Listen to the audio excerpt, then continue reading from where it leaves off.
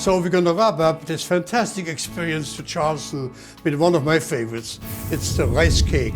You have some rice, you have some protein like I'm doing today with bacon. Mix it up all together and slowly cook it on a griddle if you have, or in the oven.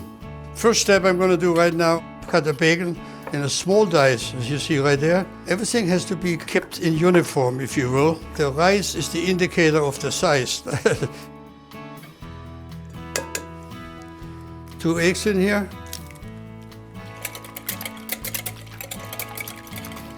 Okay. Add some regular all-purpose flour, or you can put wheat flour. So mix it all together. Then I want to put my spices into it. So the first thing I'm going to add into is the nutmeg, very important, because the flavor is just second to none.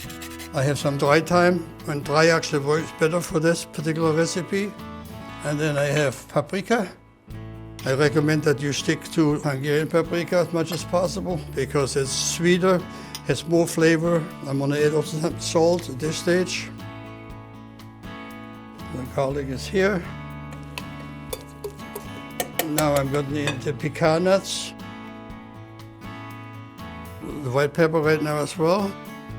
Let me put the onion in there and the bacon in there. One of my surprises, I played around with ginger and found that by using pickled ginger, it adds a certain amount of unique flavor when I cooked it. The flavor of the ginger will stay with it, and the acidity, because it's a marinated ginger, gets a nice little taste. You're gonna like it. Now here, I have the mixture together. Now comes the rice. So we're gonna start off with this much right now. We'll mix that in together. 15 to 20 minutes and the rice is cooked. When the rice is cooked, fluff it with a fork so it's like beautiful like that. And this is my secret ingredients, the grapro.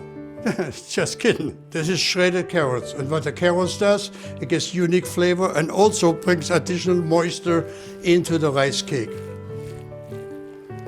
Actually, I recommend this step if you feel up to it, mixing it by hand. Feel the consistency that I get, which actually is perfect. Now comes the taste, making sure, let's see. Oh man, this is gonna knock your socks off. Let me put some butter in here. I'm using the Benny oil, which is really a sesame seed oil. It was a really prominent cooking oil in the 18th century.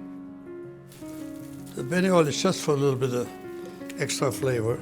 And now I'm gonna place them on the griddle, unorthodox. I want to make sure they don't look the same, otherwise you could buy them in a store.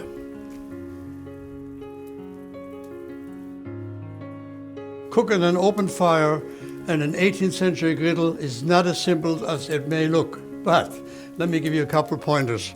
You want to cook them until the outside is nice and crispy and crunchy. So when I touch them, oh, listen to that. Huh.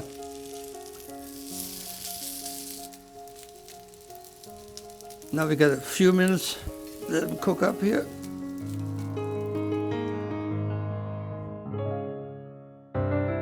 This is obviously a dish that you can get as creative as you like. The sky is the limit. I happen to like simplicity as much as possible. Sprouts on top. But the sour cream enhances it some more. So this is my version of serving this as an appetizer, if you will. But again, it's a perfect dish with many of your favorite other Southern dishes. You can recycle a lot of your leftovers from the previous meal, and it's delicious to eat.